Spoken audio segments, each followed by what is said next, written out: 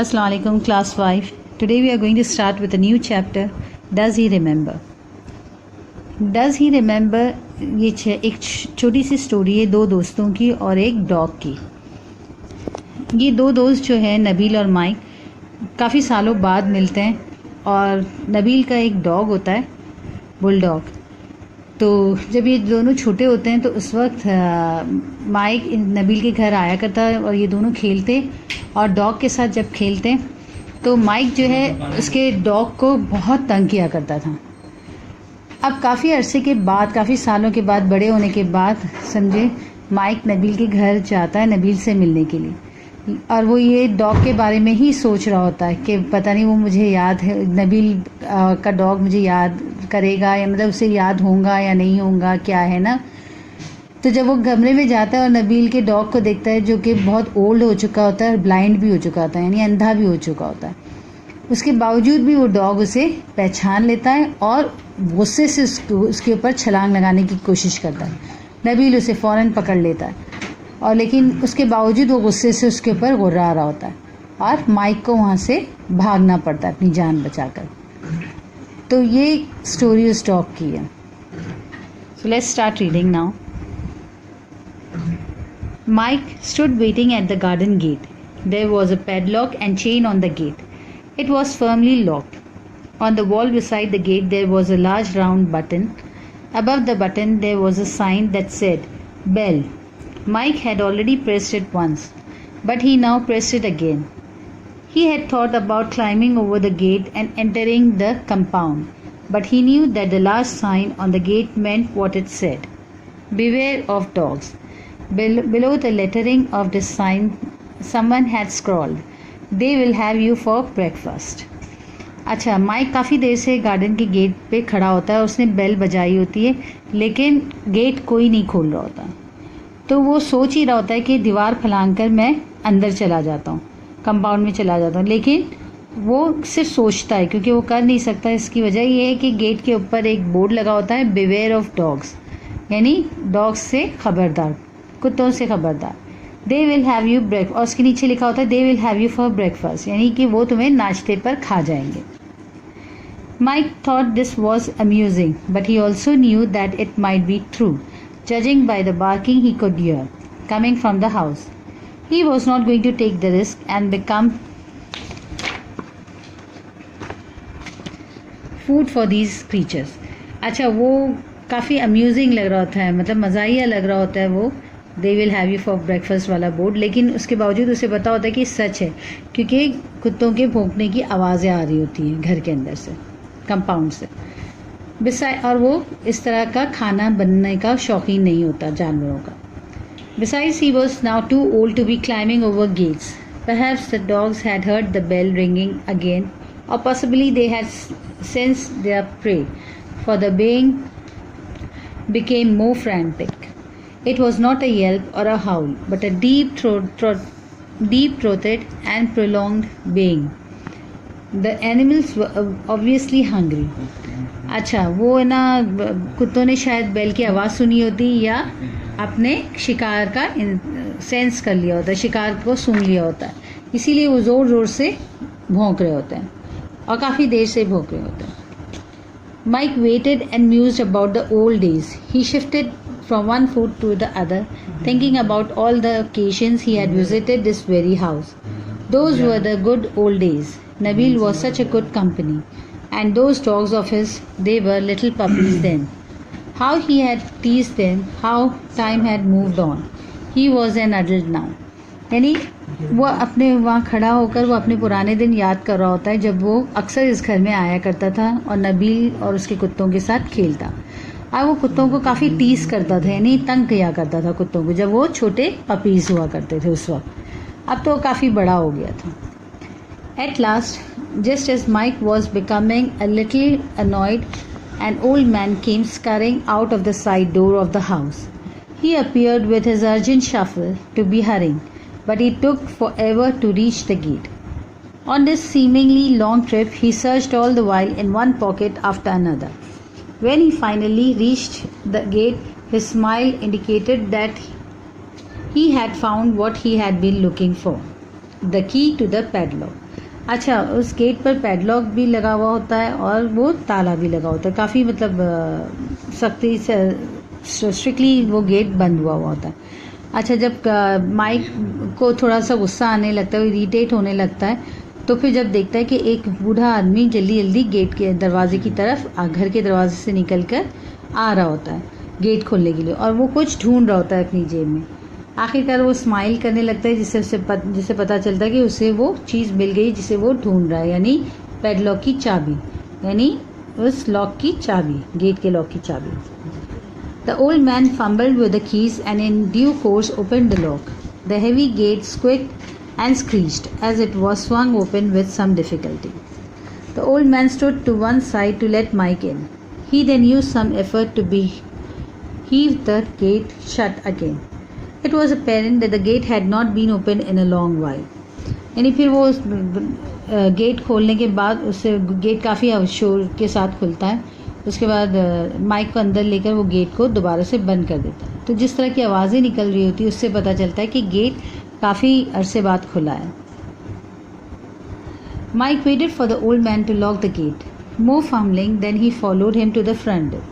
Mic उसका इंतज़ार करता है गेट बंद करने को और फिर उसके पीछे चल पड़ता है फ्रंट डोर की तरफ।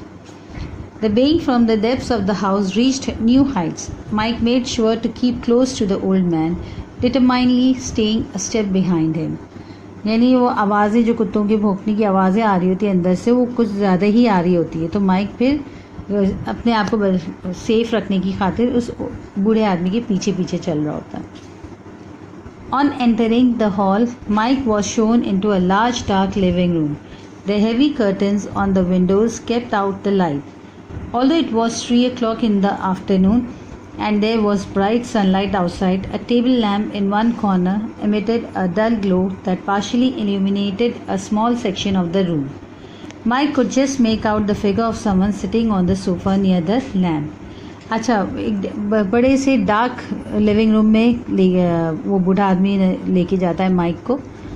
अच्छा, वो जो है ना विंडो डार्क इसलिए हुआ होता है लिविंग रूम, क्योंकि अंधेरा इसलिए हुआ होता है लिविंग रूम में क्योंकि कर्टन्स हटाए नहीं गए होते हैं, हैवी कर्टन्स डले हुए होते हैं विंडो पे जो कि हटाए नहीं होते हैं, और वो लाइट को बंद किया हुआ था, बाहर की लाइट को अंदर आने से बंद किया हुआ था, सनलाइट को। हालांकि बाहर धूप निकली होती है उसके बावजूद भी उस लिविंग रूम में कर्टन्स डले हुए होते हैं खिड़की पर, जिसकी वजह से अंदर धूप नहीं आ रही होती, अंदर रोशनी नहीं आ रही थी, बल्कि एक साइड पर एक लैम्प जल रहा होता है और उसी की रोशनी में बहरहाल वो लिविंग रूम होता है। और उससे जब कोई सोफ़े पे बैठा होता है जिसका से पता चलता है, एक आउटलाइन नज़र आती है कि कोई सोफ़े पर बैठा हुआ है। Hello dear Mike came a greeting from the shadowy form. It's been years. Nabeel, is that you? Asked Mike nervously.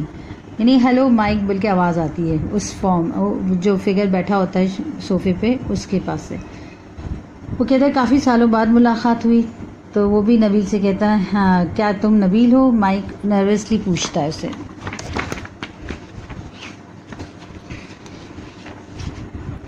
Yes came the reply.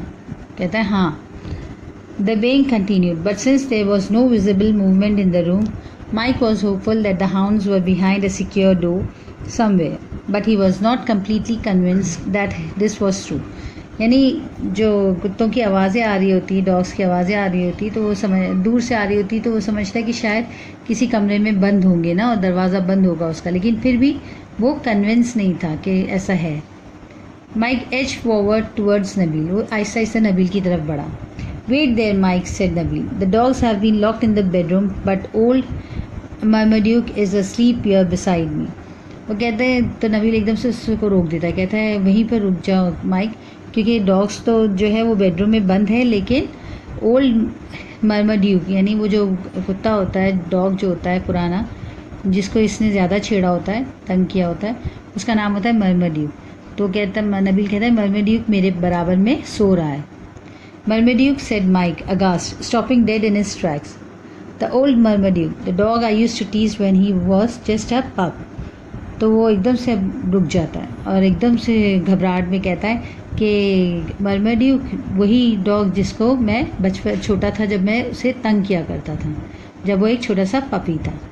Yes replied Nabeel, you remember Marmaduke? तो वो कहता है, नबील कहता है कि हाँ वही, तुम्हें याद है Marmaduke? I do, stuttered Mike, it's been a long time, I hope you have him on a leash, I remember I used to worry him no end. तो वो कहता है कि हाँ मुझे याद है, बोल के ना वो एकदम से अटकता है बातें करते हुए ना, और फिर कहता है काफ़ी अरसा हो गया उसे देखे हुए, तो मुझे याद है कि मैं उसे बहुत तंग किया करता था। I don't think he will remember that far back, said Nabil. He is old and blind now and likes to sleep. And by the way, no, he is not on a leash. अच्छा, mic जब घबरा कर उससे पूछता है कि मैं तो उसको बहुत तंग किया करता, तुमने उसको लीश यानी जो पट्टे से बांधा होता है उसे लीश कहता है। कहता है तुमने उसे पट्टे से बांधा है? तो कहता है, तो नबील उससे कहता है कि इतना तो याद नहीं होगा मरमड्यूक को, क्योंकि अब वो बूढ़ा हो चुका है और वो ज़्यादातर सोना पसंद करता है, अब वो अंधा भी हो चुका है। तो अब बाकी ये है कि मैंने उसे पट्टे से नहीं बांधा है।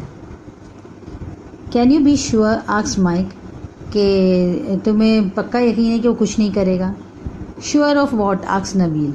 सॉरी, वो कहता है can you be sure, Mike पूछता कि क्या तुम्हें श्योर है इसके बारे में? तो sure of what, asked Nabeel, that he is asleep, you can hear him snoring can't you?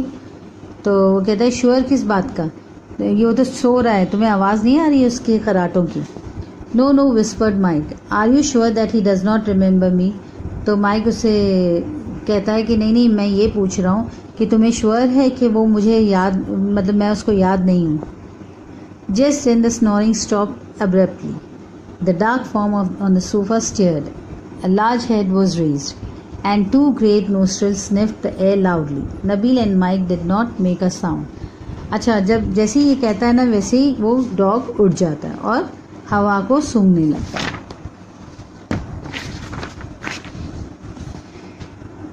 Then there was a chaos. फिर एकदम से शोर शुरू हो जाता है, मतलब एक अफरा तफरी मच जाती है। The dark form leapt into the air, urgently scrambling to get off the sofa. A snarling, raging Marmaduke leaping forward towards Mike, drowned out the baying from the distant bedroom.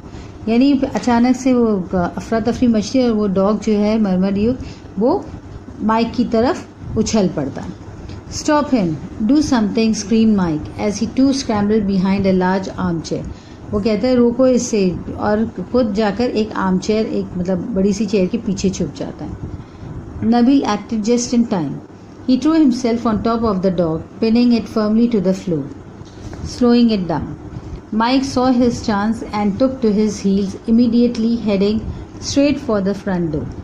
Nabil could not keep the writhing animal trapped for very long. It was almost as big as he was and much stronger. अच्छा, जैसे ही वो छलांग लगाता है mic की तरफ और mic चीखता है, तो नबील क्या करता है, अपने आप को उस डॉग के ऊपर फेंक देता है, यानी अपने आप को छलांग लगाकर उस डॉग के ऊपर छलांग लगा देता है और उसे ज़मीन से लगा देता है।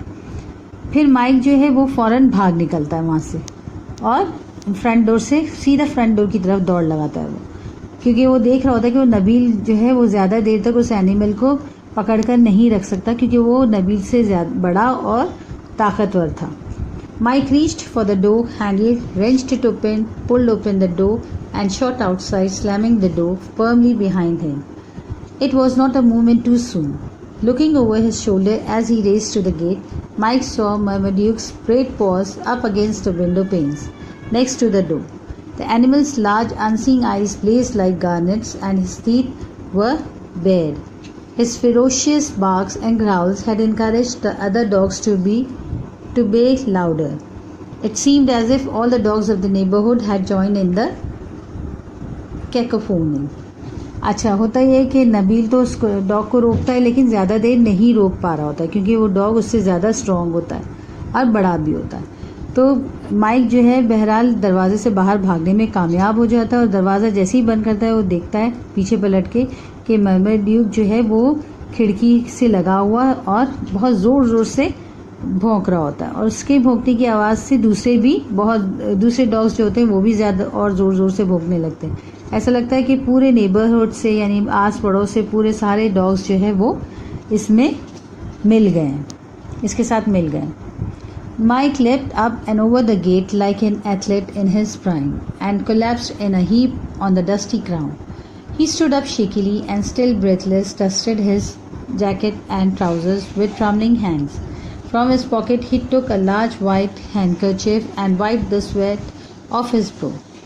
अच्छा, माइक जो है वो गेट के ऊपर चढ़ के दूसरी तरफ छलांग लगाता है और फिर ग्राउंड पर गिरता है और फिर अपने आप को उठाकर झटकता है, अपने कपड़े झटकता है और हैंडकरचिप निकालकर अपने मुंह को, अपना जो पसीना आ रहा होता है उसे साफ कर। Bye Nabeel he called out and waved as he hastily made his way down the road without even turning to look.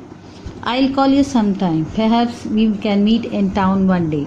They never did see each other again.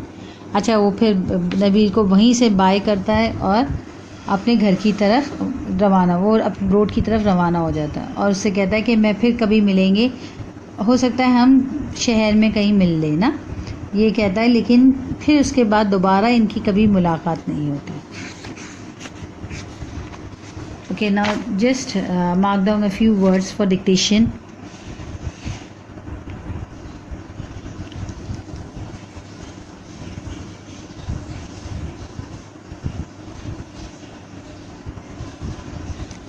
Padlock, chain जो होती है, जो गेट के ऊपर लगी हुई होती है, मतलब ना चेन के साथ जो लॉक होता है, ताला होता है, उसे पैडलॉक कहता है। बिवेयर मतलब खबरदार। स्क्रॉल्ड मतलब लिखा हुआ।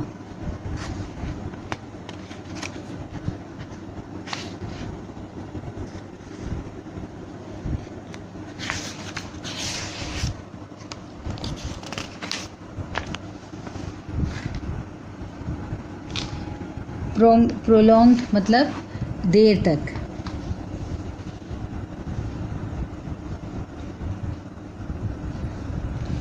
टीज्ड मतलब छेड़ना। स्करिंग मतलब चलना, तेज तेज चलने की कोशिश करना।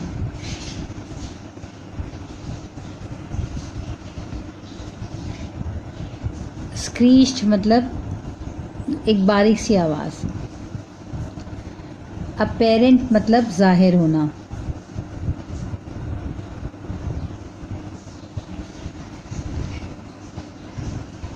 नर्वसली मतलब घबराना।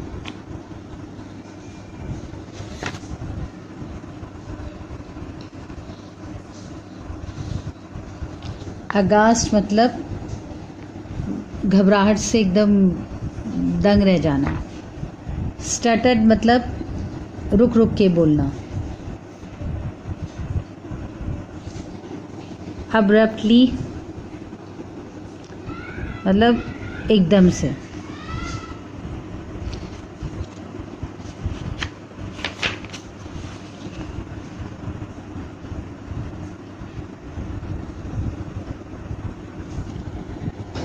रेड रिंग मतलब हिलना, बहुत ज़ोर ज़ोर से हिलना।